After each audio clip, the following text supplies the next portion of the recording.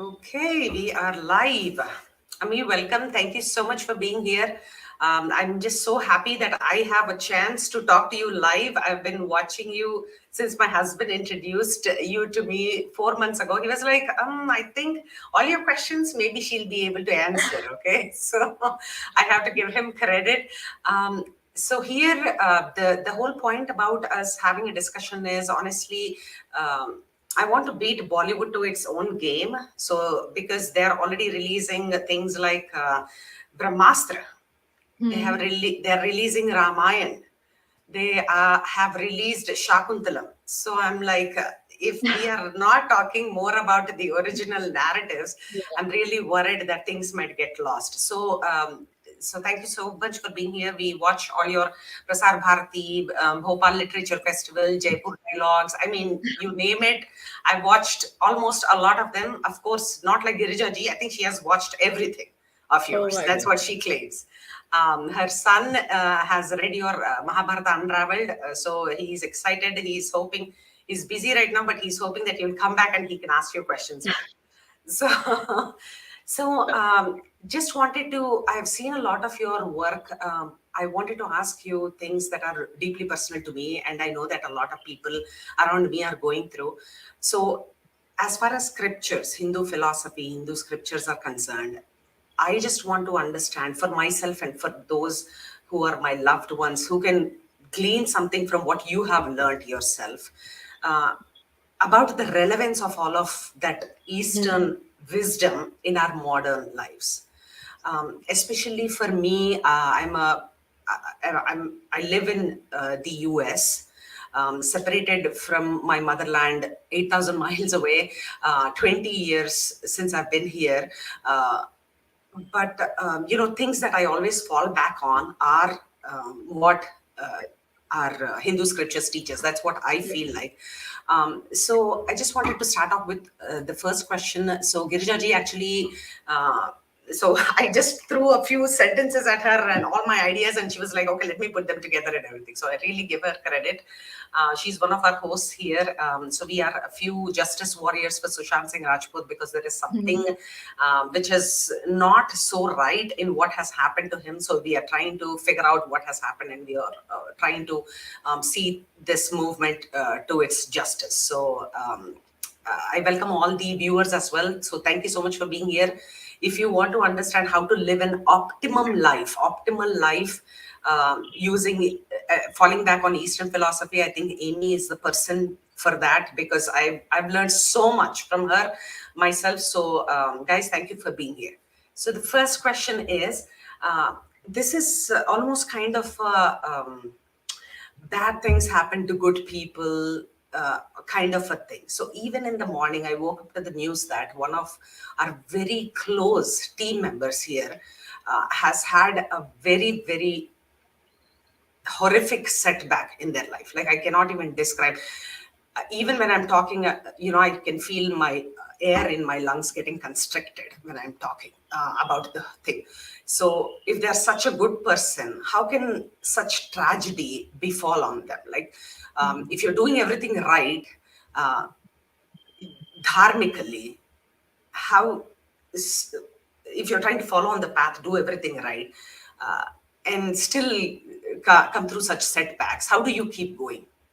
Yeah. So first of all, Rachna ji, thank you so much for having me.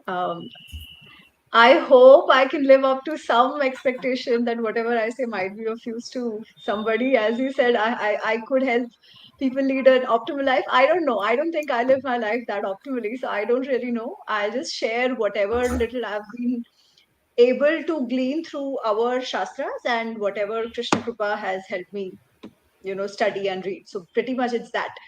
Uh, the question you ask is an interesting one, right? Like good things happen to bad people. We hear this all the time. Yeah. Now, I am not going to dismiss it, saying that oh, aisa nahi hota hai. But the point is, one, what is good and bad? That is the first question. Second, um, like for example, okay. Second, who is it that never faces any downturn in life? If we look at our scriptures, Every single person, even those whom we call gods, have faced tragedies in their lives, right? We think of Krishna as somebody who's always happy, who's the utsaha, he's in utsav mode. But to think of his life since he was born, Mrityu was chasing him all around since he was born. Yeah, born in a jail, separated from his parents, just 11 years old. What happens? He has to go and kill his own uncle. Yeah, so there is never a time in his life really that he has no problems. Look at and at the end, look at the end of Krishna, right? What happens to him? He sees his entire family perish in front of him. So was it good thing happening to bad people? What? Okay, now let's look at Sri Ram. His life is also a karuna, life of karuna, right? That happens to everybody. For that matter, even if we look at who we consider bad people, there are some bad things happening in their lives also. See the end that they meet. Be it Duryodhan, Karn, anybody, be it Ravan. There are parts in their life when they are supremely successful. There will be parts in their life when everything just comes crashing, right? So how do we understand this? There is a beautiful story in the it's a Chinese story and I love it, and I quote it a lot of times. Yeah. It talks about this farmer in China, and he buys a horse, a new horse, like those Arbi Ghoda, very muscled and beautiful horse. Yeah. So his neighbors come to him and they admire the horse and they're like, "Oh, this is so great! You are so lucky. Look at all this beautiful horse that you bought." So this farmer is like, yeah, okay, we'll see good or bad, good or, lucky or unlucky. I don't know. It is what it is. And they're like, look at this man. What is he saying? Acha, after some days, what happens? His young son, he's going riding the horse, Yeah. and he has a fall. In that fall, he fractures his leg. Uh-huh. Again, the neighbors come and they're like, "Arey baap re, dear, we were thinking this horse was so good. Look at this, his bichara son, he's fallen and going through all this pain, da da da, all of that. How unlucky is this farmer? Such a bad thing to happen to him. He's not even done anything bad to anybody. Still, such a bad thing happened to his young son. Still, the farmer is in his own, tandri, and he's like, yeah, okay, hota hai. Let's see, good or bad, who knows." After some days, they hear about a war in the kingdom. Yeah. The king has gone on a war with an enemy state, and they want to enlist all the young boys Yeah. in that region. Now, when they want to list all the young boys in the region, this farmer's son, because Son also he has leg qualifies. broken, he Yeah. doesn't qualify for that, right? But Oh, the oh. other neighbors, their sons have to all go. Okay. So then what is good, what is bad? Anything looked in a certain time frame might be good or might be bad. But eventually what happens, right? If a thing like and you look at lot of people who've become successful in life eventually, there will be some this very big downturn or very big what seemed like a failure at that time that they face through. The point is, Yeah. how do people come out of that downfall? Yeah. Yeah. That determines how happy, sad, successful, unsuccessful that they will become in life eventually, right? And that attitude to live through the downfall, I feel that's somewhere our scriptures really, really help to develop that attitude. That the stories, as I said, everybody goes through good times and bad times. That's one. The second point I want to say is we believe in karma siddhanta, right? So whatever happens to us is an outcome of whatever we've done in a way. Yeah. We may not immediately see it Yeah. because we also believe in punarjanma. So in that system, what we say is something that might have happened in the past as well, which you're not aware of, might come out in this life, because you always have to pay, good or bad. If it's a good thing, you will gain from it. If it's a bad thing, if the intention was bad, and if it is done with a bad bhav, Kam, Krodha, Lobha, Moha, Mad, Matsarya, then it will appear. So many times, what we may not know now might have been what we say sanskaras that have come, Yeah. the balance from the past. But again, is there no way to get out of it? Of course there is. The point is, how do you deal with that downturn in current life? That is the whole point, right? Otherwise, if it's not so fatalistic to say कि अच्छा बुरा हुआ है तो बुरा ही होगा, नहीं. Right. because we don't even know what that past was. The thing in our hand is how do we deal with that in the current situation, right? So I really think people should not never think yeah, bad things happen to good people or good things happen to bad Mm, people. mm, Everybody goes through that phase in life, ऊपर नीचे चलते ही रहता है. Look at mm. anybody around you, right? Right. तो वो आया है. Now there will be pain, of course we should grieve, not to say that emotions नहीं होना चाहिए, but how do you get out of it? Because there will be time to get out of it as well, right? Sukha dukha, they always go together. It is always a dichotomy, it's never singular. How do you leverage grief, and how do you move forward? Basically, that's what you're trying to say. And as the Chinese gentleman, at that time, falling down for the child and like breaking his leg was a bad thing, but he did not have to enlist himself for the war. So, it depends on perspective as well, as you said. That's just amazing. Thank you so much. So here, Girija ji is here. I just wanted to welcome her. She is, if I have to describe her in one word, it is Seva. The only thing she is thinking of, how can I be outward, thinking outside for other than myself. So it's just, thank you, Girija ji, for being here. If you want to go ahead with one of your questions, please. I'm it's such bliss listening to her all the time. I keep listening. Actually, my son introduced you to me. He brought that book, on Mahabharata first, and he said demystifying Mahabharata, and he read it and he said, "Mama, he's just 26. He is in Wow. India and now I'm in Chicago." And he told me specially, so sorry he couldn't join, but he's definitely going to read it. But I'm looking forward to meeting him. Even Rachna, he was telling me about him. Yes, absolutely. I think there is a little bit of lag there. So I'll go ahead with my question, Ami. So here, I'm calling you Ami because I feel like you are already Yes. like, so Ami ji, I No, completely, please, Ami is completely okay. Ami is completely okay. Please drop the G. so, okay, thank you. So here, um, we see a lot of so we are a lot of people here fighting for justice.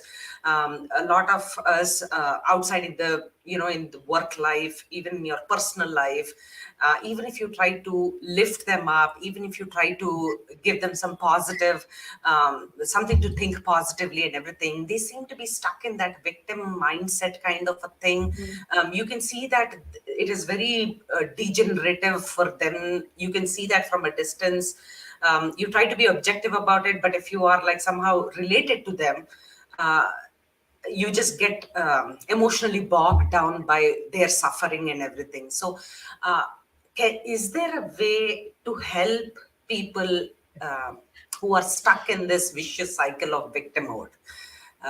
And Okay, I know I'm that you going have to. talked about Karna. Yeah, yeah, yeah.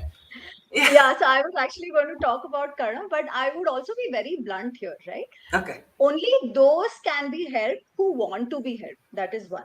Yeah. True. Second, they have to be aware that they need help, Yes. which is not the case all the time. And actually, in Bhagavad Gita itself, Krishna talks about different kinds of personalities. He kinds of talks about different kinds of buddhis, right? He says Satviki, Rajasi, and Tamasic. So there are some who have such high tamasikta in them that whatever they are they are faced with, or whatever they see in life, it will always be negative. Do whatever, right? Now, what do you do about these people? Unless and until they realize that okay, whatever is happening is not the right approach to life. The way I am dealing with things is not right. There is really no way they can change. People can keep telling them, and as friends, that's the best we can do. We can point out to them where Yeah. where that approach is wrong. But the desire to change has to come from within, right? Because if you look at all whom we call villains in our shastras, right? One, who is a villain and who is a hero? It's not because of some race or an identity or a caste or a community or anything. Our shastras are very clear.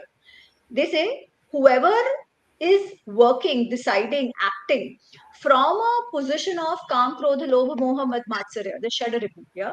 So intense attachment, infatuation, anger, greed, matsarya, jealousy, ego, right? Whoever is acting from that position are and because of that causing harm in the society, they are villains. The heroes are the one who live life with what they call indriya nigraha, more control over their senses, more control over the impulses. who are not doing something only because of anger, who are not doing something only because of jealousy. They're acting in a way they should act, which is in the greater good of the society. Mhm. Yeah. They are the heroes and the others are the villains. Now, people who are always acting from that point of Kam, Krodha, Lobha, Moha, Mad, Matsarya. Now, when we talk about victimhood, it's the same thing, right? It is intense attachment to one's failures, to one's Mhm. insecurities. They are not willing to get out of it. To one's jealousies. Like you mentioned Karna. What was the issue with Karna? Always in the victimhood mode. Yeah. Even if somebody said something, and jealousy mode, yeah. If somebody said something good about Arjun, he would take it personally. Yes. उसको तो Exactly. कुछ बोला भी नहीं है still. Yeah. And there are people like that around. Like kids of course have a little bit of that tendency which goes away as they grow up, but no, there are people who will just not listen. They will appraise of others is supposedly, they think they are being looked down upon. Right. Anything wrong that happens, they feel it is somebody else's fault and not their own. Yeah. Again, Krishna has a very interesting thing to say about success and failures in life. He Okay. says that success and failures depend on five things: अधिष्ठान कर्ता, कर्म, karana, and prithakvida cheshta, and panchamiti daivam. He's panchamiti daivam. So basically, he's like the doer, the resources that they use, the processes that are used, the surrounding conditions which are taken care of before starting a task. These four, and then the fifth he says is daivam, the aspect of destiny. But four are purusharthas, right? Now these purusharthas, unless and until one puts an effort, Mm-hmm. whether the success or failure comes, one cannot decide, right? So Right. when people who are in this victim mode, they will always blame others for what they Mm. have not done, rather than looking Mm. within and saying, okay, where can I improve, Yeah. right? Now, if on uh, on the other hand, it is also a lazy way of getting out of things, Yeah. right? It is escapism, because then it's easy for you to not do anything. If you just blame somebody else Yeah. for a problem, you don't have to do anything. But if you sit down, realize you have a problem, you have to do something about it. So sometimes there is resistance to even accept it. Now, what do you do in that case? I genuinely believe that if there are people like that around us, and if we can help, if there's somebody in our families like that, we probably can't do much about it, because there are things we need to do. But if we can, keep away, because that negativity will only pull us down. It's getting influenced by negativity is actually easier, because we are inherently lazy. The mind is inherently lazy. If we can find external factors Mm-hmm. to make us feel good, we will always do that. So if we can Yes. avoid that, remove such people from the life who are not willing to seek help or even realize that they have a problem. Wow. So the fifth thing about anugraha, can you explain that? So four are purusharthas, right? And then the fifth Yeah. one. Okay. So So four the are in our. four Yeah. four are in our control. The Okay. fifth, there is an element of destiny, or as we were talking in the first part, Yeah. right? There is always an element which is not in our control. Now, Yeah. this could be what we call daiva. In mathematics, we call it probability. Yeah. In project management, we call it risk factor. Yeah. Right? In spite of doing everything, there might be some of it which might not go according Yeah. to what we expect it to go to. Now, that could be because it is a sign that something else is meant for us, right? Or it is some past karma which is fructifying at that point and leading us on a different direction. Mm-hmm. Yeah. Now, good or bad can happen only when we accept it. We say, okay, fine, bring it my way, let me face it and let me move ahead. But Yes. again, that is only one aspect. Yeah. The first, if something has not happened our way, the first is to see, did I go wrong in the other four? Yeah. Because Exactly. that is the best I can do, Yeah. right? If all that I have done by itself, my readiness to accept the situation will increase, because I'm like, I've done everything I can. If it has still not happened, fine, let me see what else, Yeah. right? So it still depends on the first It's four, amazing. what I can. Yeah. And then the fifth factor, where then after doing everything, if it's still not going my way, then I don't need to sit and cry and be depressed. Then I just say, okay, let life happen. Let it come my way, I'll see. Now, here also, this is a beautiful story from Ramayana, which I love. I think I must have said it like 100 times. But Yeah. every time I say it, I also feel good about it. The whole thing about Sri Ram accepting to go to jungle, to go for Vanavas, right? Yeah. We are generally told that that's because he was very obedient to his father and his father said go, so he went. Yeah. Yeah. But it's really not that simple.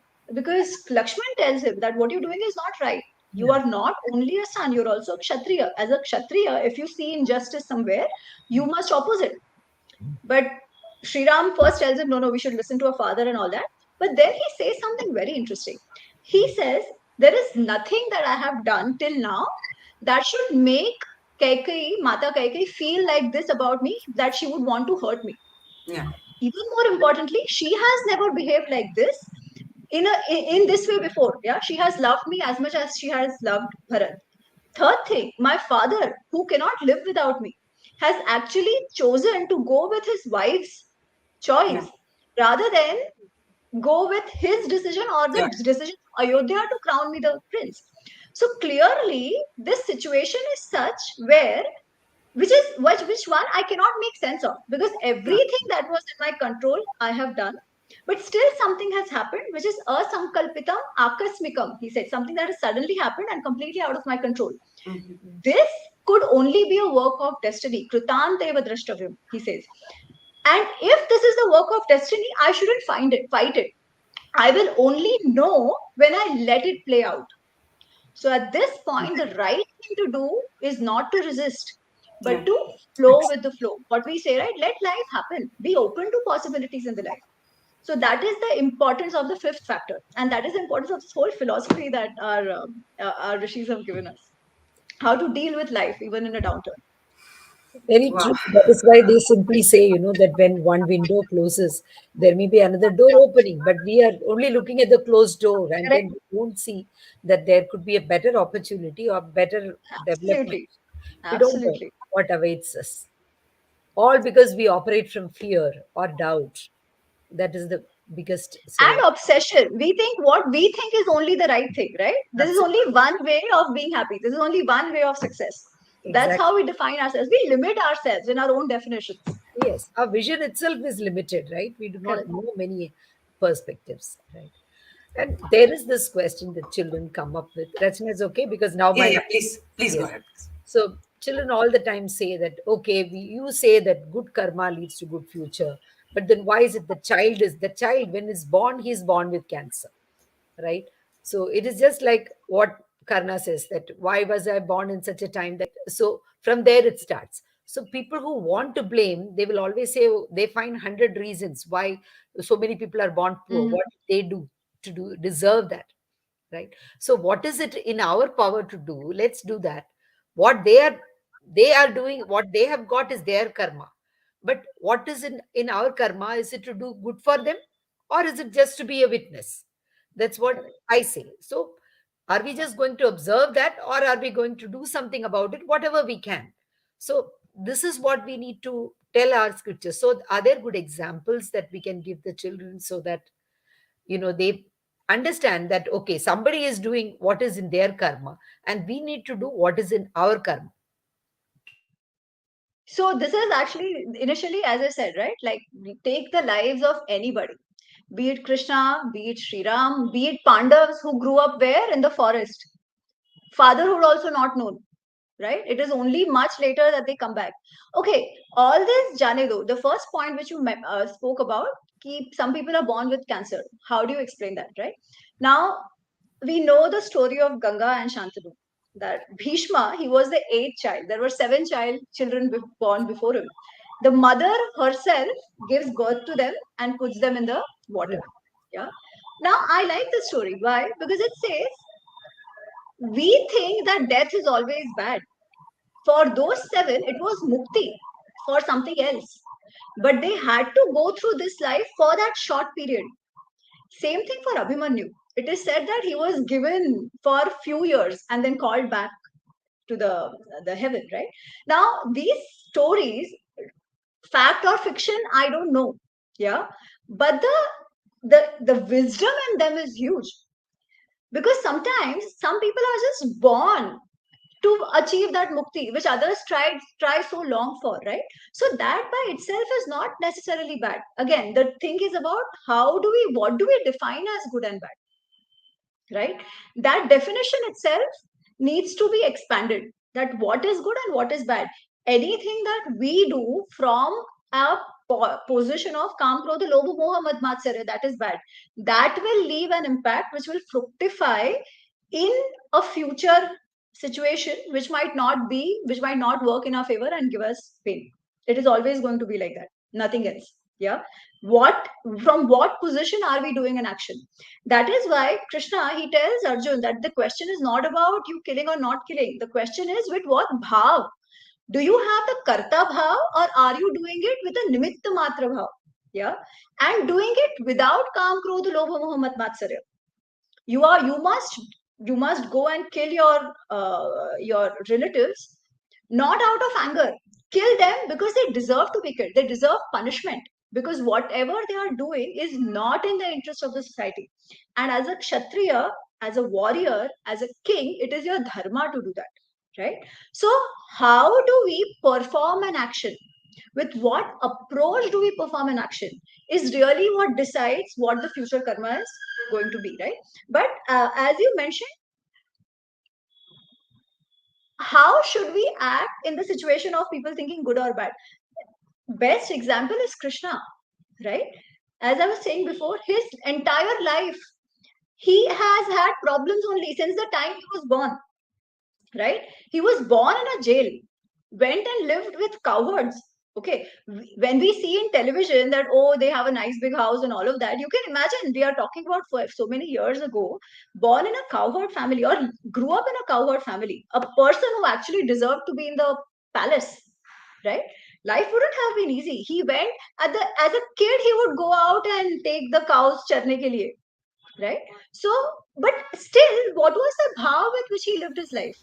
That was of celebration, right? When he tells Arjun that we become equanimous to happiness and joy, that is the way to achieve peace, the sthita pragnata, right? He's actually lived that in his life. Don't be so hung up on good or bad. Be hung up on, are you giving the best to the situation in front of you? Are you doing whatever you can with the right intention, right?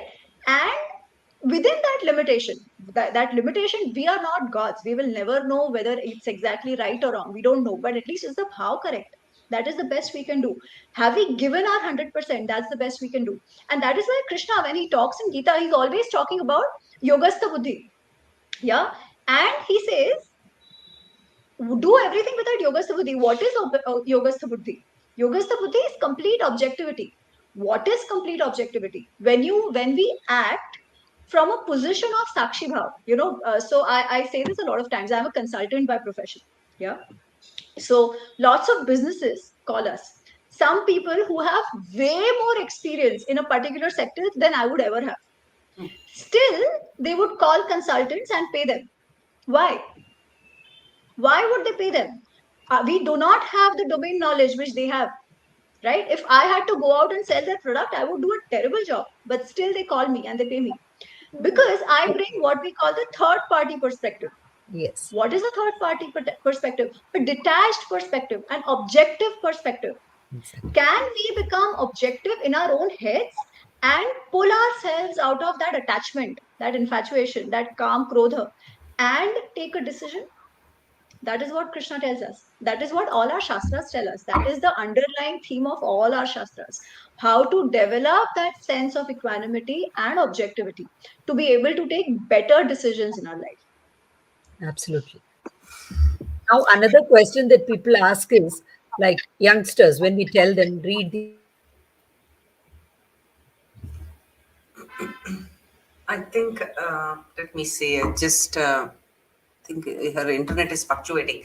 So, Ami, I was thinking I will become selfish and I'll ask you the question that's on my mind. Yeah. My 18-year-old is my going to son is go off to different, college, hopefully. but in the scripture. So, so You lost the line? yeah. Girjaji, yes, you can go ahead if you can. Let's see Yeah. if you can. Yeah. Okay. I just want to say that youngsters, they want to know whether the scriptures will give them only spiritual wisdom or worldly wisdom. So we know that lot of worldly wisdom to deal with everyday life is there, but it is they think it is all Sanskrit slokas and there is nothing Hmm. about it, and the stories don't relate them to the life. They don't have the patience to go through that. So books like yours, we need to spread it across and share more of these talks. So I would request you to do as many talks like this, because this is what children listen to when even they're driving, when they're traveling. So this is how they are going to get the wisdom out of it, and then they will go back to the scriptures and read it. In our days, even we were not told. So another confusion that comes is there are so many scriptures. So what are the Yeah. scriptures that we should read? Because we don't know. It is an ocean. So if you can Yeah. recommend two or three things which every Hindu should read, or everybody should read, if you Okay. can. Before that, I just add to one point which you mentioned, right? That with the worldly wisdom part. It's Yes. interesting in Gita, in the second adhyaya itself, Krishna talks about yoga karmasu kaushalam. Karmasu kaushalam, excellence in every activity Right. that you get through having an equanimous mind, right? So, Right. we talk about adhyatmikta, spirituality. These are all big things. Forget all of that. Correct. नहीं भी मिला वो नहीं पता चला whether God exists or not, that doesn't matter. Yeah, all that doesn't matter.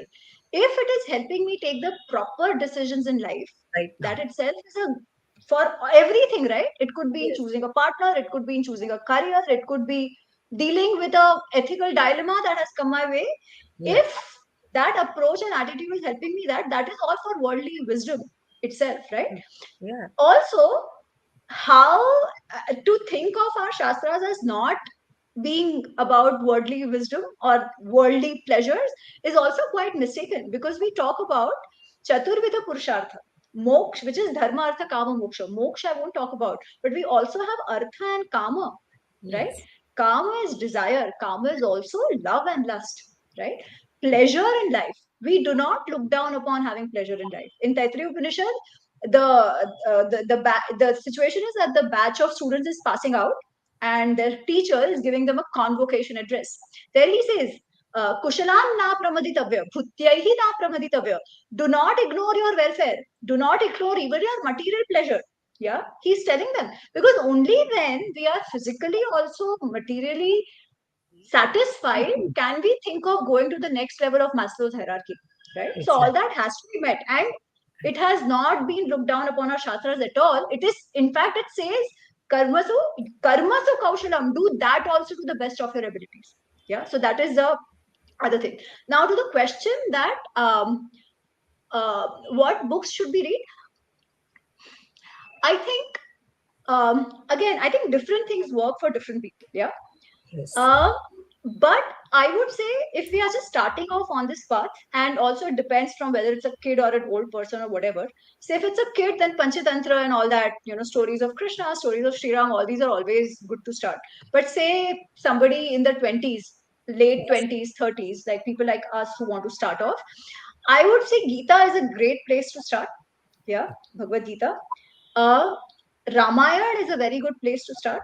Mahabharata is great. Mahabharata is huge, so sometimes reading the text becomes a little difficult.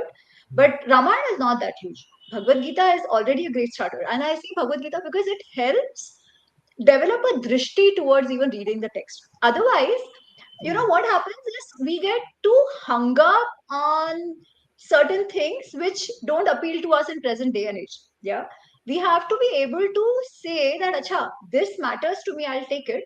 This doesn't seem relevant as of now. Let me not dismiss it and become so anti that thing, rather than just let me leave it for now. At some point, maybe I will know. At some point, maybe I'll understand. So Itihas is great to start because it's a story. Yeah, it is easy to read and understand. It's like a case study of the Right. lives of our ancestors from which we have to learn. Again, I would request, don't read Itihas also from the point of view of judging people. It's always easy to judge. There will be questions, ask questions, yeah. But the purpose of our shastras is to make our life better. So rather than saying, oh, was Ram right or not? He was wrong, he was misogynist, he was casteist, da da da, that doesn't help anybody. Exactly. We have to learn how they made decisions in their life. What did those decisions lead to? What happens to us when we are faced with those decisions? Yeah. Again, I'm not saying we shouldn't question. We must question. But the questioning has to come from a position of trying to understand and know rather than to dismiss. Yeah. Because one thing we must bear in mind, we have come, we will die. Those stories have sustained for centuries together. There must be something to it which probably we don't understand at this point. Maybe a few years down the line, with more life experiences, right? So don't need to dismiss and judge, or even if we do that, that's fine, but have an open mind of wanting to learn. Yeah. So as I said, Bhagavad Gita is great to start. Ramayana, Mahabharata. For Bhagavad Gita, as we read, it's better to be listening as well. If we have a guru, great. If not, talks of Chinmay Mission, talks of certain professors like B. Mahadevan, of certain gurus from RK Mission like Sarvapriyananji, they are really, really helpful. So read not, but read along with listening to some of these people who bring in the right perspective of how to make sense of it, because otherwise it will become very abstract. Yeah. The other good thing to then continue would be some of the Upanishads, in which I would totally recommend Katha Upanishad and Taittiriya Upanishad. Yeah. Again, RK Mission, Chinmay Mission, they have great books, very easy to understand. So that's also a great place to continue, not to start, I would say. But again, different things work for different people. Let's The one suggestion I will have is not to jump on Vedas, because otherwise we will not, I mean, they are quite cryptic for us to understand. There are shlokas and all that we should read and understand, but let's not try to read it, because even the language is cryptic. Translations are, I don't know, they don't always Do Reflect the justice. make sense spirit. so easily. Yeah. Yeah. Dharma Shastras, I would say even those, because they have a lot to do with do's and don'ts. And it's very easy to get to get embroiled into this. Oh, does this work now? Does this not work now? Oh, that society was so this, that, yeah, putting labels. So even that, I think it's a later day job. Even if we don't read, doesn't matter. From a perspective building, Gita, Itihas, and some Upanishads are already great. And Yeah, then I think once people start, right, the path becomes, where you want to go. You will be led in that path. So we don't even need to push ourselves and get mujhe कि exactly. अमी ने बोला है read this, to read this. No. You will be led. There might be philosophy that interests somebody, right? Somebody Yeah. might be deeper into yoga. Somebody might want to understand more of Sankhya and Nyaya. Yeah, But make a start and see where it leads you. absolutely. Absolutely. Yes, Rachana, go ahead. I'm just amazed. I'm planning to put all the chapters like questions and timestamps so that everybody can go back and refer to wherever we were at any given point of time. So, I'm thinking for myself, right, for my own peace of mind, because I feel like I'm always chasing that, and I prize peace of mind more than anything else. As you were saying, कि victim mindset में जो भी है, मैं दूर भाग जाती हूँ उनसे, because I'm like, okay, यार, actually I only have limited battery and bandwidth in a day. मेरे को बहुत कुछ करना है life में, and I'm like, okay, sorry, maybe you are beyond help, or like, and I just run away. So I'm really like, whatever you are giving me points, I think they're really valuable, and I can see myself implementing those in my life going forward. So, and your references, your Sanskrit references and everything, I'm going to bug my husband to help me decode all those, and I really want to imbibe them. So here, for myself, I'm just so again, it's just such an emotional topic. Again, you were talking about objectivity, trying to be as detached from the whole, like move away from it, like what even psychology says in the West, right, about objectivity. Because if you're subjective about anything, it's you cannot be rational about decision making. So my 18-year-old hopefully is going to go to college, let's say. So it's about a few months now, like August mein chala jayega. What is the wisdom that can help me to just, I'm thinking, okay, theek hai, 2 billion moms have done that. They have, even my mom, my mother-in-law, they have all done that, but I cannot survive. So that is what my praghada, what is that? It's like my definite thing for myself ki I think I will die. So I'm laughing when I say No one. that.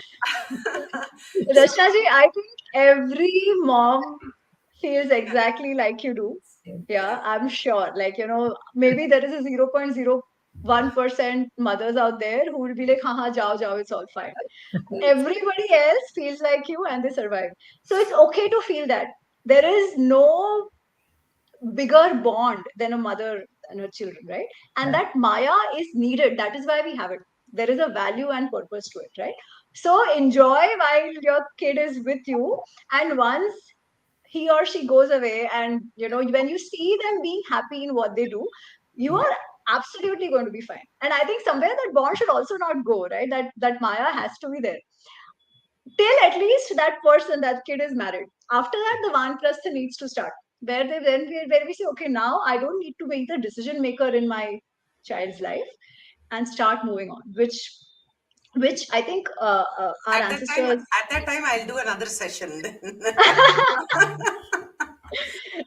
But I don't think you should beat yourself up over this at all. I think it's the most natural thing. Enjoy it. Also, sometimes missing is also a good feeling. It makes you feel nice, and cherish it as well. All emotions have a purpose. If they didn't have a purpose, they would not be there. That also I believe, right? So while we need to become careful and aware, that are they making us so attached and so deluded and so infatuated that we are doing what we shouldn't do, then it's a problem. Hmm. But otherwise, we need emotions, right? Emotions are needed for living a fulfilling life. Emotions are needed for bonding with people around us. So, also, when Krishna talks about being detached, he's not saying that sab chhod do and become indifferent. Hmm. No. In fact, the more detached we are not hung up on loving just that one person. We love everybody. That is the point. We expand and include a larger, the expanse in our area of, whatever we could call it, of people who we love, and lesser the people who we don't like. Yeah. We have compassion for a larger group of people. So it does not make us, it shouldn't make us indifferent. If it is making us indifferent, then that's a problem. Then we've not done this right. Exactly. Very I well expressed, Rachana. I'm thinking, so for myself, when I read, so psychology say, Western psychology say, I'm trying to get some answer or something. So I keep thinking the alternative where my bacha is there with me all my life is just so non-appealing. Ki I'm like, okay, good, good, good. But then, I'm also anxious Yes. at the same time about him. But I think your idea of like, able to give up so much love, like 90% of my love on one person, to expand it to a greater, humanity, and share that love different ways. I think that I like that idea, and I'll think of it like that, because even if I am letting him be wherever he is going to be, I have all this love that I can give. And I think that I like that idea. So thank you. It So also gives you more time and space, right, to do things that you wanted to do. So if the situation is such that, oh my God, now the kid has gone and I am like sitting and eating just ice cream and missing him and becoming yeah, fat and all that, like, yeah, how some youngsters go through when they've had a heartbreak. Now that yeah, will be a problem, which yeah. I'm sure won't happen. Yeah. That I mother's don't. love, that will just go. It will, I mean, you will adjust to it and be happier seeing your child grow. Okay, thank you. Hey, I Girija ji, you want to go ahead? Okay. I think she's Girija ji. I think in Chicago, there's some kind of something happening. Okay. I'll just ask a question about even Varun had the same kind of a question. Varun is one of our hosts here, and it is his platform that he started off, I Justice for would. Sushant. Yeah. So and then so his one of our questions is like, Arjuna's focus, right?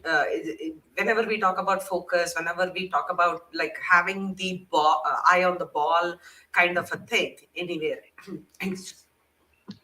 Excuse me.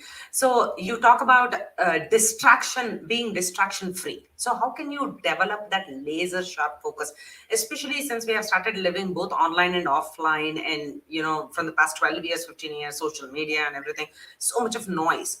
Even for yourself, I just wanted to understand your method of study when you were talking to Girjaji ki, there's so many scriptures and you want to get the rust out of every one, but then where do you start, or like how do you keep that eye on that ball until you're done working with it or something? So what have you learned about focus? And yeah, thank you. So, I have not, because I was not studying with a goal of creating something or Mm, writing something. Yeah, I think that has just happened. Like, and that's why I keep telling people that be open to life. Sometimes you don't know what comes your way, and if we plan too much, then we lose out on what might have otherwise come our way. So I mm, would rather, I'm not somebody who plans a lot. So I was studying out of the love for studying and out of vismay, out of curiosity of what is it that makes me a Hindu or what makes me a Sanatani. Yeah? Why is it that So I used to live in Hong Kong, and there it was even more prominent when I saw that all of us Indians, yeah, Yeah. second generation, third generation, there is a certain approach to living life. There is a certain approach to solving problems. Yeah. Yeah. There's a certain approach of being very comfortable even in chaos. Mm. And we call it stereotype, but these stereotypes are true. Yeah. And those things, I was like, this is a stereotype and this is true. So what is it? Why is it that we are what we are? So that's how I started studying. And it was like one thing after the other. It started because of yoga. So I started with Patanjali Yoga Sutra, then moved to Bhagavad Gita, then to Mahabharata, then to Ramayana. So that's how it happened, and it just came my way. So I did not try too hard to say, let me do this or that, because I was Mhm. also working simultaneously. Mhm. But just in terms of concentration, I think there is no better approach to it than what yoga tells us. We talk about mindfulness, dhyan, dharana, meditation, all this is a part of yoga only, right? And there are different approaches to develop that focus. One could be one is of course the Ashtanga yoga. Yeah, start practicing with physical exercise like asana, follow some principles, pranayama and stuff. But I think the whole sitting, being able to sit down, Shanti say, without moving, yeah, I think that really helps develop focus going forward. Now there are different ways of meditating and stuff. I'm saying wahan tak bhi mat jao. When we are starting, just say I will sit quietly for 10 minutes. Let the thoughts come. Yeah, whatever thoughts want to come, let them come. I will just witness those thoughts. I will not react. That's it. And do have some routine, some regiment in life. That helps. So have some discipline in life. That discipline doesn't come naturally. It comes naturally to some people, to others not.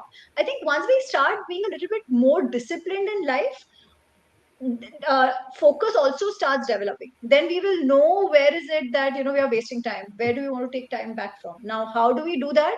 By having a strong willpower, right? I'm not going deeper into focus because there are lots Yeah. of techniques. That itself Yeah. will be like a whole podcast, right? But the Yeah. idea is we will need to be aware that हाँ time waste कहीं तो हो रहा है. There are things Yeah. I want to achieve in the time that I have. How do I do that? By being disciplined. How do I be disciplined or even get focus and everything? Only one way: abhyas, abhyas, and abhyas. There is no other way. Mm. Once we decide we want to do something, we have to be at it. So the one thing which I think I do well is this: if I decide something, I'm a ghissu that way. Yeah, I'll keep Mm. doing it. कि कर रहे हो Okay. कर रहे हो not necessarily with a goal in mind, but करना है तो करना है. Yeah, that is Yeah. the approach that I typically use. I think that is also what we get trained in a lot of Indian households. Yeah. So that's great, right? कि Yeah. घिसना है, we learn to ghiso, and it's not bad at all. I think that approach to abhyas, and abhyas is important. Mm. Krishna says that. He says abhyas of. So when Arjun asks him, he says Mm. that you're talking about all this controlling the Yeah. mind, and all that. It's easy to say, but controlling the mind is like trying to hold wind. You can't do Yeah. it. It's that difficult. हाँ, बोलना तो आसान है. This is exactly what he's telling Krishna, and Krishna says you are right. But there is a way to do it, and that's the only way. Abhyasena tu kaunteya vairagyena tu grahayate. Through abhyas and through a sense of detachment. But through abhyas, forget the detachment part also. The abhyas, and abhyas. The same thing comes in Patanjali Yoga Sutra also, where Patanjali is saying that yoga is quietening the mind. How do you quieten the mind? Abhyasa vairagyabhyam. No other way. Mm. So that willpower and that practice and the patience, there is no substitute to it. वो तो चाहिए ही चाहिए. The willpower and effort to put in the practice and patience to carry on. I think I see what you're saying here because I see sometimes in some aspects of my life which I'm extremely interested in and everything. I don't even have to worry about focus because it just comes It naturally. just I'm like, comes. yeah, I'm just like greedy, greedy, greedy. I just want to find out more. I'm like so focused. Sometimes I lose track of time and everything. But as you said, that aspect of trying to find out what you're trying to achieve and always like do everything that will lead you up to there. I think that's yeah, discipline to do that. Okay, Girjaji, do you want to go ahead with your question? Yeah, Yeah. I have a question that children come and say, people say your Krishna had did so many tricks at the war. Oh, oh. Okay. Yeah, I don't know if this is like, okay, I'm sorry. I'm so confused why this is happening. Okay. So here, I'll just go ahead and talk because Gopis. uh, Rama Huh, she's back. Girjaji, I'm sorry. Yeah, say it again because we missed that out. Yes, so I was saying the children come and talk about to each other, and they say, "Your God, Krishna, he did many tricks at the war. He had so many gopis when he was young. Rama actually, killed Vali from behind, and he asked his wife to prove his purity." But actually, when I have listened to your discussion, I realize they're all myths. So can we just quickly go through that so that people understand that Mm, they have the originals? Vyasa original is there, and similarly mm. Valmiki is there, because there are questions about, there are a lot of interpretations about Yeah. So, okay, so I get the question and I'll start answering. Sure, sure. There are some myths, the others are not necessarily myths. Yeah. For example, this killing of Vali from behind, it is not a myth, it happens. Sri Ram actually kills Vali from behind. Again, here, the question is what is right and what is wrong? And having a sense of what do we call right and what do we call wrong is extremely important in the world today, especially with so much wokeism all around us, right? We call our religion, we don't call our dharma as religion. Religion is a very small aspect of dharma. What is dharma? Dharma is dharayati iti dharma. Now I'm not going into the whole big Sanskrit definition of it, but we talk of sustainability today. Yeah. And we think sustainability is a new term. It's not. Sustainability is dharma. Dharma, the root word is dhru, which is to uphold. Dharma is the large principle, the overarching principle that sustains and upholds. Sustains and upholds what? This society, this samaj, any system. Yeah, any system, for it to sustain, continue, thrive, there has to be an overarching principle. That overarching principle is what we call dharma. Okay. Now, when we say God, or avatar. Yeah, we call Krishna Ram as avatar. Why do avatars come, or why do we have that conception? That idea of them coming. We say for dharma sansthapan, for establishing dharma, right? That means for establishing a society which can thrive and progress in a way that is sustainable, right? Which means to do that they have to do what they have to do. Now, in with this in mind, now let's talk about right, wrong, and killing of Vali. Yeah, the killing of Vali happens. It's not a myth. He does kill him from behind. Yeah, Vali asks. Vali's like, this is not right. Why did you kill me from behind? I did not even have any enmity with you. What you did was very sinful, not right at all, not befitting of you. Sri Ram says, what right and wrong are you talking about? Do you even understand what is dharma and adharma? I was not fighting with you that I couldn't have killed you from behind. I was punishing you. exactly. And I was punishing you for a sin that you committed, which is absolutely not allowed in a civilized society. What is that sin? Wife. You violated your younger brother's wife while she was still alive against her wishes, Yes. right? And a man who looks with that bad drishti towards his mother, sister, uh, daughter, or daughter in law, he deserves to be killed. Sugriev's wife is like your daughter in law, like your daughter. What you did. So, to understand it in the larger context, if this kind of incest keeps happening, can you imagine what society this would become? Right? Yes. Only based on lust, no security, no sanctity of relations, nothing, right? Yes. Hence, he says that a person who cannot even control his lust towards his own daughter, and Sugriev's That's wife why. was like your daughter-in-law, you needed to be punished. So I have punished you as a representative of Bharat, because all this area we are Chakravartis and this is under us. So Yes. I have only followed my Raj Dharma and punished you, right?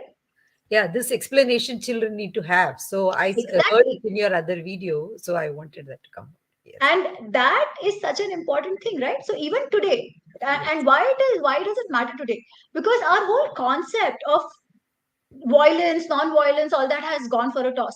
We yes, look at a terrorist who is getting hanged or who is being punished, and we all cry for that terrorist. Why? Because we are like, no, non-violence, non-violence, non-violence. That is not non-violence. That is violence yes, against society. yes, Because if he'll be left alive, he will kill more people. So by exactly. practicing non-violence on that guy who's a criminal, we are Yes, committing violence against the society. that's Such what society Buddhism is all cannot about, sustain. right? Exactly. Yeah, And hence, the right and wrong has always to be seen from this perspective. yes, Policy making has to be seen from this perspective. It can't just be non-violence as a blanket. Yeah, that's not how it works. yes. Very well. Thank you so much for giving that clarity, because a lot of confusion about these things. Because today, all these activists, there will be thousands of people dying in one place. They have not bothered, and they're Correct. talking about the terrorist who killed those people. Oh, Correct. that is not right. So this is what has been happening. So you pointed out something very, very beautiful, and these things are not out in the open. Similarly, about your explanation about Draupadi, that she laughed at Duryodhan and so she invited problem. She, Yeah. the description is you have given the description. Oh So my God. So this is the other thing. Again, this is an example of what mental laziness, mental lethargy does to us, right? yes, So one is, yes, this incident of Draupadi laughing and saying, Andhe ka putra andha, blind man's son is blind, it yeah, doesn't exist in Mahabharata. Yeah. exactly. So it is anyways a cooked up story. It doesn't exist. But I will add to this. Even if it was, even if she had laughed, how is the fault hers? Was When somebody she falls, there when Duryodhan tried to kill Bhima when they came back from the forest when they were kids, young boys? yeah, Draupadi wasn't there. yeah, Where was Draupadi when Duryodhan tried to burn the five brothers with their mother in that Lakshagraha? yeah, Draupadi exactly. wasn't there. Yeah, So was she the reason for the jealousy and the hatred that Duryodhan had for Pandavas? No, absolutely not. right? Yes, Not at all. yeah, So that hatred was always there. It was not made by Draupadi. But exactly. what happens? You know what happens? We are very easy to pull blame, like put blames on people. Easy. We don't want to think so much, right? So Exactly. we are usually told that wars happen because of jar joru jameen. Either it's some property Exactly. issue, either it's some wealth issue, or it's a woman issue.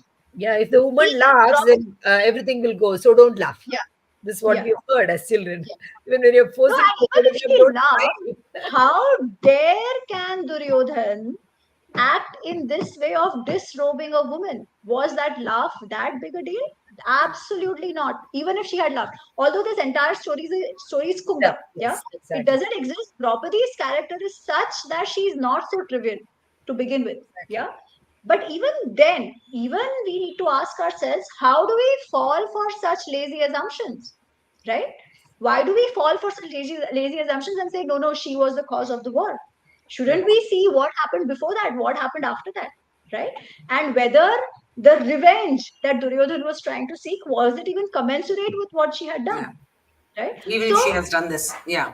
yes, exactly, and this happens again because, as I said, mental lethargy to just arrive at a conclusion and quickly put blame on somebody, judge somebody, and dismiss it. That's it, Yeah. right? To justify Because somebody's then, behavior.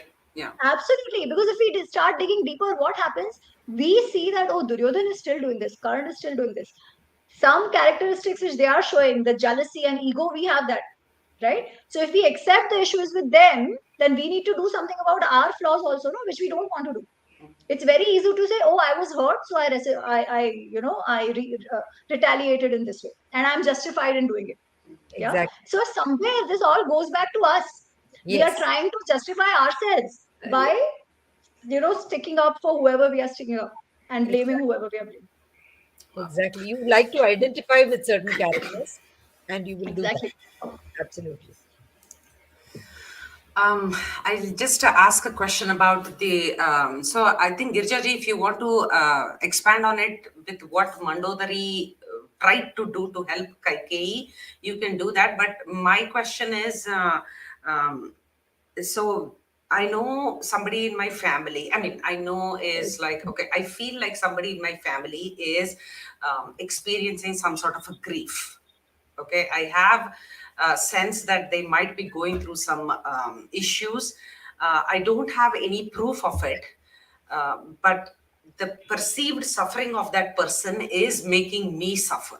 So, and Girjaji was mentioning that, she was trying to add, yeah, you can. Yeah, because I heard her talking about Mandodari and how she tries to influence Kaikeyi, and she tells her that probably you were very beautiful and you were preferred wife of Dasharath, and you might have insulted other people, and so now when their You son mean Manthara? Manthara, Not yes, Mandodari. it's Manthara. Manthara, I'm yes, sorry, Manthara. yes, okay. So yeah, Manthara says that to Kaikeyi, and Kaikeyi says, "Okay, fine," and she begins to feel probably that is true that others may get angry with me. So it is all perceived fear. It doesn't exist. She They tries may to remember, inject. they may not remember, but Yeah. she Yeah. acts on the basis of that fear. So that is the question that I wanted to ask. What I was just saying, that many of us Yeah. operate from probably, perceived fear that, okay, this may be true, this may not even be Mm. true. The other person may not even entertain those thoughts Yeah. about you. They may not Mm. remember, and we operate from those fears. So she was Correct. talking about, the grief that she thinks that somebody is suffering, and the other person may not be actually suffering, right? So Yeah. So, okay, I think these two situations are a little different, and I'll Yeah, a explain little different. further. Okay. Yeah. Possible. One is if you think that there is somebody experiencing something, I would just ask, right? Now, after that, if you believe that they are resistant to say, then maybe they need their space, and I should absolutely respect that, Hmm. right? Yeah. So again, it goes back to that. We can always ensure we send our positive vibes and show them compassion and be there for them, right? But sometimes people just need to grieve, and grieving is not bad at all. Yeah, it's okay to feel those emotions. It's okay to go through that. We are humans. Sometimes only by going through it we will get out of it. We will go beyond it, right? So it's perfectly okay to grieve. So, are you So talking about the grief that I am feeling, or are you talking about the grief that that the they other might be person? feeling, Okay. Okay. that they might be feeling, right? Okay. Because your grief is, as Girija ji said, a perceived grief. Right. Right. Right. The example is a little different. The Yeah. the Kaikeyi comparison is a Mantra. little Yeah. different, and Yeah. I'll come to that. But your grief is a perceived grief based on a knowledge you don't have, Yeah. right? Yeah. So once you just talk to that person, and if the person tells you, then you know it gets clarified. Hmm. Or the person might just behave or communicate in whatever way that they need space. Even then, you will know, right? So this is more about just communication. How I see this. So, Now, let me explain the mantra thing, yeah. and then maybe you can tell me if there is an aspect of this Yeah. here. The reason Kaikai listens to what mantra has to say is not only because there is a perceived fear, because there is an inherent guilt, okay, because she has actually done all those things. okay, Hmm. yes, Yeah. okay, Now the thing is, till Manthara was telling Kaikai that see, Ram will do this, Ram will harm Bharat. She didn't care. yeah, She was like, no, I know Ram. He's great. He deserves to be the king and all that. It didn't matter to her. But when Manthara started saying that, see what will happen. You've always looked down on your co-wife Kaushalya. Yeah. You have always treated her unfairly. Now, when she becomes the mother of the king, okay, your status is going to change completely, right? yeah, People like you were laughing at her, now she will get a chance to laugh at you. What did she do? One, she stoked that guilt of Kekai, and also the insecurity that comes with it, right? Because clearly Kekai is thinking, if I was in her position, this is exactly what I would do. Yeah, she's doing it anyways. Why? Because she's the favorite king of Dashrath. So if she was in the position of Kaushalya and she had a chance to get back, she absolutely would. And that guilt is leading her to trust or to, is basically leading her to act the way she does. Yeah. so she Because there is a truth compounds it to that now, guilt and the insecurity. right? She compounds it now with more Yeah. wrongdoings. Absolutely. Absolutely. But she's trying to avoid it. So it Avoid. is perceived, but that perception is not empty. It is because of her own guilt and her own insecurity, which now she feels because what she has done before Exactly. and the jealousy that is there. Yeah. But Yeah. Yashoda may So not that have even remembered it. May not be even probably. Kaushalya might not have Kaushilya done may it. not have even remembered it. May not have Correct. even thought about it. Yeah. Kaushalya might not have done it, but Kaushalya's stature would definitely increase, no? Yes. So Yes. the jealousy is Yes. there that now Yeah. she's going to be better than me. Yeah. So it's everything. Even if Kaushalya wouldn't have done that, the stature was still going to increase. Yeah. Absolutely. And another beautiful thing that you had explained is if we all say, "Oh, Ram and Sita must have suffered so much for 13 years in the forest," and you said it was their attitude that made it so beautiful because they led it like a honeymoon, Correct. right? So the worst of suffering can be made beautiful by the attitude because they also had asuras coming and fighting against them. Correct. At every place they went, there were problems, but still they looked at it with a very positive light, right? So Absolutely. until There Ram, were physical problems, no doubt. I mean, it was not a luxury, yeah, right? exactly. But they loved Their being with each mind, other. yes, Correct. they loved each other so well, and it only grew with Correct. the years. It was so beautifully you had explained that. So I think these are the reasons why people should read it because the external circumstances we cannot control. So today, when children come here, say for example, if somebody is there in US and the wife is not able to come, they are not getting the green card. There are so many external circumstances that they cannot change, and then that makes them so miserable. But like you said, it is the attitude with which you look at the circumstances that makes life so easy, So, so beautiful. so I'll just But follow also even quickly. the misery being the misery, right? So when Sita is kidnapped, 1 year Sri Ram goes through intense misery. He's also miserable, right? Yeah. Sometimes if you so as I said, it's okay to grieve. It's okay to feel the negative emotions as well. There is no harm in that. We don't have to beat ourselves up for Yes, that at all. It is natural. We yeah, should allow ourselves to feel that as well. But if those emotions start impacting our decisions, then that's a problem. exactly. So, what is the answer out of this, right? Yeah, Continue to feel, but always still be aware that when it comes to making a decision, yes, have that sense of objectivity. Now, how does that come? Through practice. Practice of absolutely. what? There are many things that we have, but So, essentially through our scripture is the practice of yoga. Basically, disciplining the mind. That even doesn't if mean we won't feel. We will continue to feel, and we should. But we should know where to now control the mind and bring the brain at the forefront. And where it is okay to let the mind feel and the heart feel all it does. so even if he did not have pramana for a few months, Rama was already like feeling. um I mean, Oh, of course, there is the absolutely. angst of separation. There is the angst of separation, of course, and then there is this suffering because of the perceived suffering of Sita. Okay.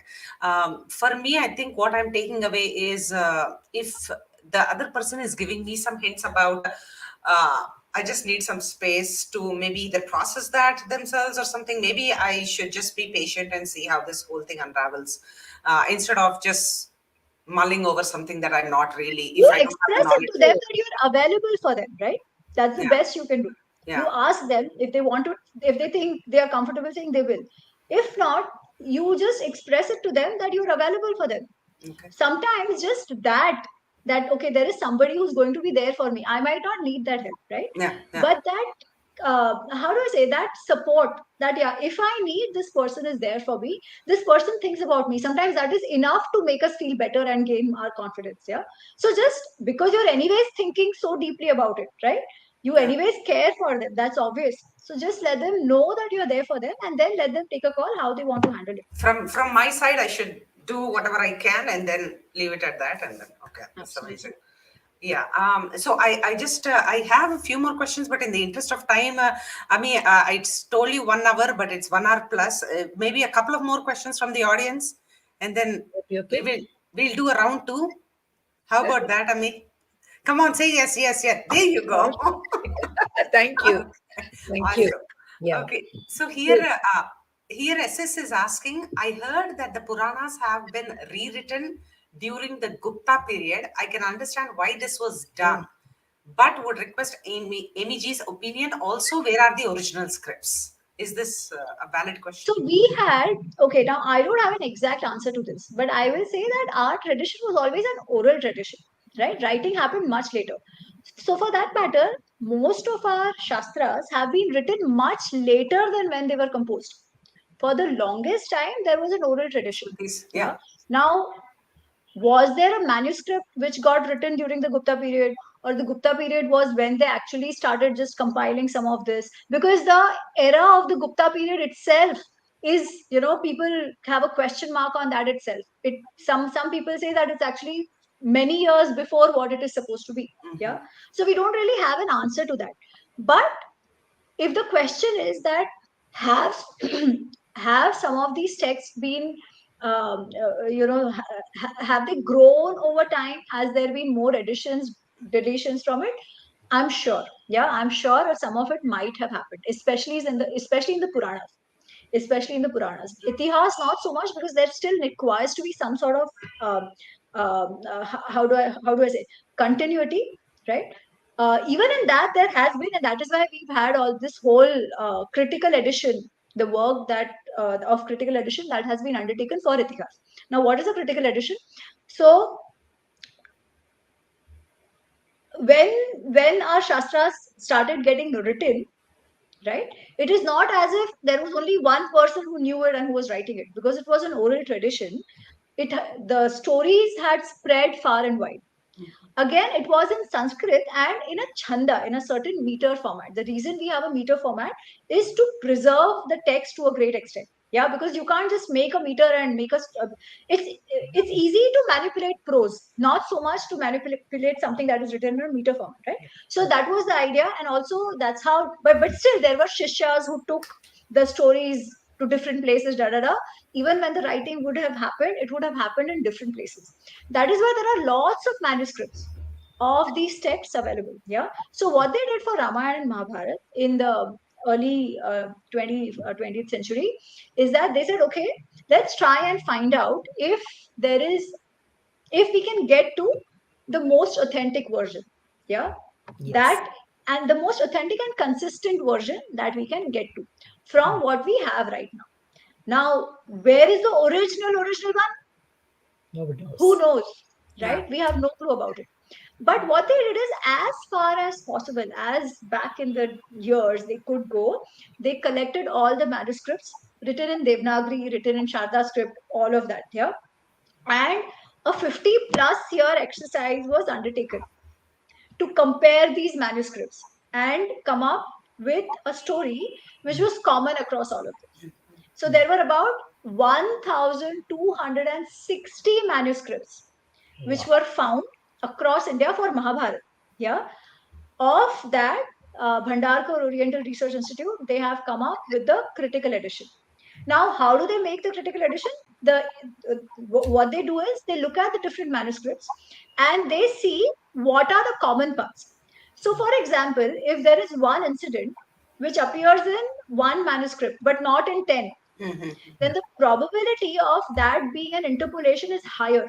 Right. Yes. Yes. And if one appears in many, then Yeah. there is a chance that it was there With the even same in the level. original. Only then that would have stayed.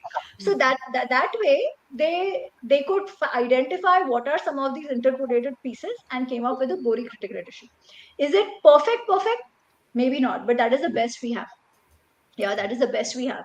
And interestingly, a lot of myths we have today are not because of the manuscripts, because some those myths don't occur in any of the manuscripts, Yeah. even if there were differences to it. The consistency of character across manuscripts is quite the same. In different versions it changes. Yeah. So when I say manuscripts, these are Vyas's Mahabharata, Vyasji Rachit Mahabharata, not other versions. Like there Right. are other versions. Similarly, when I say Ramayana, I'm talking about Valmiki Ramayana. Yeah. Everything else are versions written later. That is different. But when we say Itihas, we are talking about Valmiki Ramayana and Vyasji's Itihas. Do we have something like this on Quran, a critical edition? I don't think so. But to your question, would there have been addition, subtraction to it? For sure. Were Purans written later? In fact, people say that Purans were still getting written until the 11th century. Yeah. A lot of things were added to, especially the Purans. Oh. Things, some Purans are much later again because we have so many. The 18 main Purans and even more beyond. There, the chronology for that is actually not clearly known, and some actually are quite recent as well, as we are told.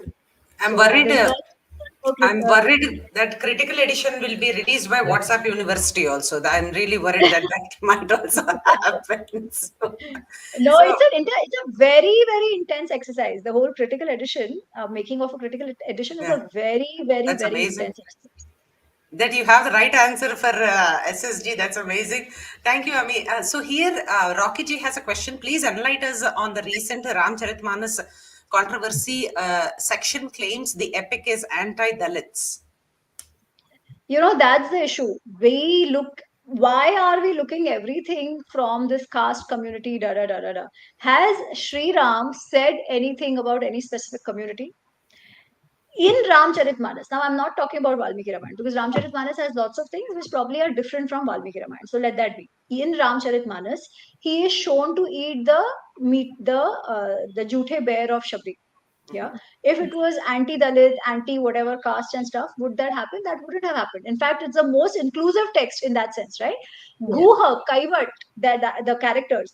These are not high caste characters, but the love that Sri Ram has for all of them, right? For Yes. all of them, it is immense. He hugs them. What does it show? If they were untouchables, he Exactly. wouldn't have. But he's done all of that, which means this is a text which is actually inclusive, right? Let's take it. Let's look at it from one more angle. Till the longest period of time, all our shastras were largely written in Sanskrit. Yeah, over time, for the masses, as the local vernacular languages started becoming more important and more used in day-to-day terms, they lost access to Sanskrit the way probably their ancestors had, right? To make it accessible to everybody, to make the story of Sri Ram accessible to everybody, Tulsidas ji actually composed it in Avadhi to make it accessible to everybody. The Brahmins were still learning Sanskrit, so it was not for them. It Yeah. was for the others in the society. Yes. From that perspective, what You can say. Tulsidas ji has done is actually a social samanvay of sorts, right? And Absolutely. in that, there is one verse through somebody's mouth, which is not Sri Ramji. Yeah. We are taking it and making it anti-Dalit. Like, seriously. Yeah, that is why the drishti to read the text is very important. It's very easy to judge and give all sorts of identity lenses to it, but that was never the idea of our texts. Very true. If the head of an institution doesn't say it, and then somebody who opens the door, the Darwan says that, and then you give importance only to that. It's like that, right? The head of the institution doesn't say anything, and then you don't look at that at all, and you are just saying that is the culture of the organization. So Correct. very sad. There is another question that Rakiji has asked. That is, he says that during the Amrit Manthan, that Mohini and Shiva, they both got together, and Sri Ayyappa was born, and he became a brahmachari. So he's becoming a Naishtik brahmachari. How does it help the universe? This is another question that young people ask. Becoming a brahmachari, how does it help the people? Why did you do? Becoming a But I mean, that is one a person's choice, right? To become a brahmachari or become a grahastha. And the beauty of our Sanatan Dharma is that it allows people to have that, it allows people to make those choices in life, right? Choices. Now, brahmacharya is not for everybody. Largely, it is the grahasthashram, which people are encouraged to follow because if every other ashram, every part of the society depends on the strength of the grahasthashram because that's where the resource generation happens, right? Yes. That's where the money gets made. That's where the anna and all that is taken care of, which is needed for the society. Right. But there are others who have that inclination towards brahmacharya, yeah, and it is through that brahmacharya that they also attain some kinds of siddhis, which Yes. is true for Ayappa, which is true for Hanumanji. So in certain uh, paths, he's believed to be a brahmachari. In certain other paths, he's not. Yeah. But anyways, so these were the choices which those individuals made. People didn't make it for them. Correct. So if Swami Ayyappa became a brahmachari, we don't have to see whether his brahmacharya helped people. We have to see whether his actions help people or not. Right? It is not just the brahmacharya part which is important.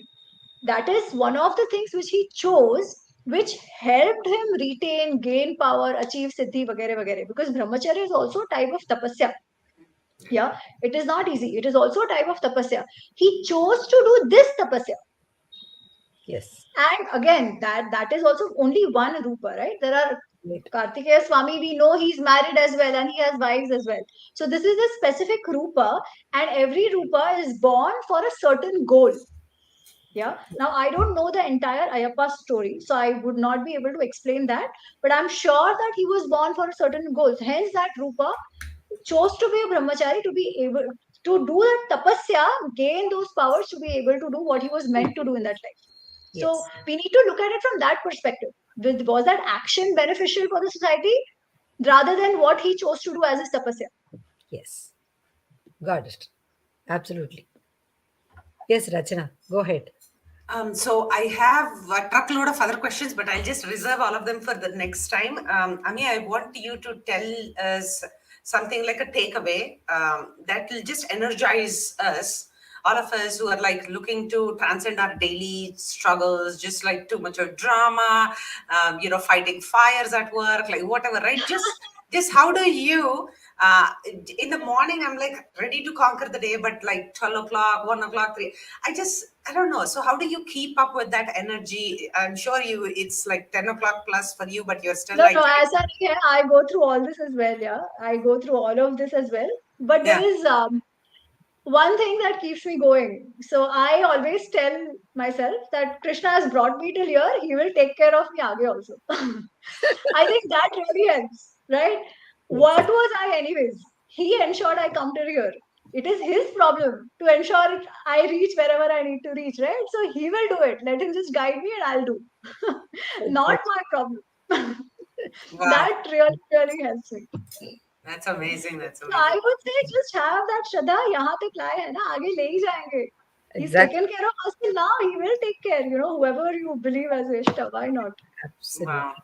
You're just making all this spiritual talk about self, looking inward, and everything so hip and happening. I'm just so excited that a person like you is talking about all these things, because I have so many people in my life who look like you, who are so deeply, deeply stuck in Maya. And of course, I'm talking from a place of spiritual ego. Ki, look, I'm so much better than you because at least I know, like, this is all Rachna Maya. ji, I must say, I have a lot of Maya. I have not transcended any Maya. I have just been lucky in life to be exposed to certain things which probably others are not. That's it. And I have an opportunity to talk about it. Baki Maya to bahut hai. Uske paas bhi hua, that's fine. I think I'm okay with that for now. I've made my peace with it. Okay. No, but you did not wear big, big jhumke like me, or like you're not Oh, you can sure. see it. Yeah, Okay. right. No, I'm just messing with you. Thank you so much for the opportunity. Thank you. Girjaji, anything that you want to say? So I just wanted to say that you're so inspiring. Every day we listen, even if you have listened to something, again, I would like to listen. So we keep listening to that. So wherever you are invited, please go and speak because we'll have more to listen to and feel inspired. Thank you. Absolutely. Thanks a And lot. Rocky ji यहाँ पे बोल रहे हैं कि please record podcasts and put them on Spotify so everybody can listen to them as bedtime stories. Actually, YouTube पे तो बहुत है. Like even Yeah, we do this entire Bhagavad Gita. We did a yeah, reading session with youngsters. I think yeah, that was amazing. उसमें I think the value was in the discussions because they were all youngsters and there was yeah. so much churn that happened. But I yeah, saw your Zoom Spotify. I'm sessions really bad that you with. put on YouTube. I हाँ. saw your Zoom sessions that you put on YouTube. Yeah, yeah, yeah. That's Yes. that's So these very are just youngsters reading groups and stuff. it's very But nice to yeah, if see it young helps, please people. do look it up. Yeah. Yeah. Actually, it was the Sham Sharma show where you introduced that book, which my son saw, and then he said, "Okay, I'm going to." Kushal's show. Yes, yes. So he Kushal, said, yeah. "Yeah." He saw that, and then he says, "Okay, I saw this book. I'm buying it." And then he bought it, and then he was raving about it every day. Oh, nice. Nice. I hope he reads Ramayana as well. He will. He will. Now already he has said that I've seen it. I'm going to buy it right now. That's amazing that in 2 years you have churned out so much, and but leading up to that, people don't see all the work that has led up to that, right?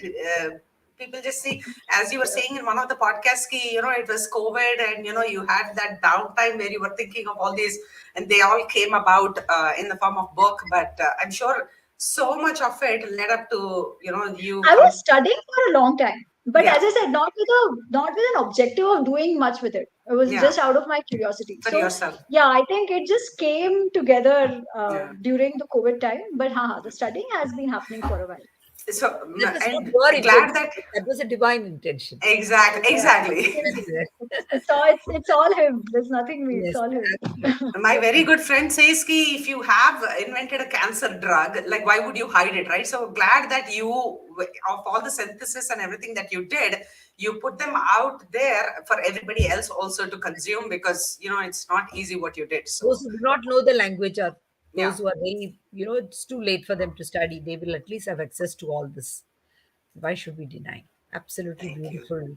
thank you so much, Thank you Amy. so much. Look forward to again interacting with you. Thank you. It's In brilliant. in Likewise. 6 weeks, I'm going to bug you again. Thank you. Sure, sure. We'll find it out. We'll find Thank something. you. Thank you. Thank Bye. you. Thank Bye. you. Thank you Yeah. so much. Thank you, everyone. Bye. Bye.